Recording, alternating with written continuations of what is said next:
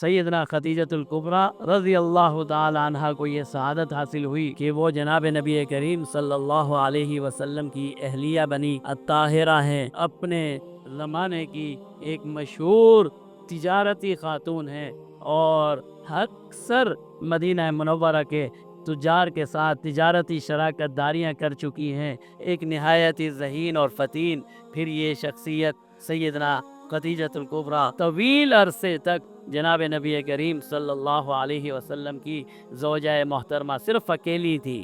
صرف اکیلی خاتون جن سے آپ کا نکاح ہوا اس زمانے میں وہ سیدنا خدیجۃ الکبریٰ تھی۔ عمر میں آپ سے بڑی تھی لیکن نکاح ہوا، اور پھر بیوی سے تو معاملات نہیں چھپے رہ سکتے، ہم ساری دنیا سے معاملات چھپا لیں لیکن اپنے گھر والوں سے تو معاملات نہیں چھپ سکتے۔ پھر ایک وقت آیا کہ اللہ نے آپ کو نبوت اور رسالت عطا فرمائی، اور آپ پر سیدنا جبرائیل امین تشریف لائے۔ اس امانت کو آپ نے اپنی شخصیت سے بڑا سمجھا اور گھر تشریف لائے، اور سیدنا خدیجۃ الکبریٰ سے ذکر کیا اور فرمانے لگے کہ کہیں میں ہلاکت میں نہ پڑ جاؤں، کہیں میں خسارے میں نہ پڑ جاؤں، اتنی بڑی ذمہ داری، یہ ذمہ داری مجھ سے اٹھا نہیں جائے گی۔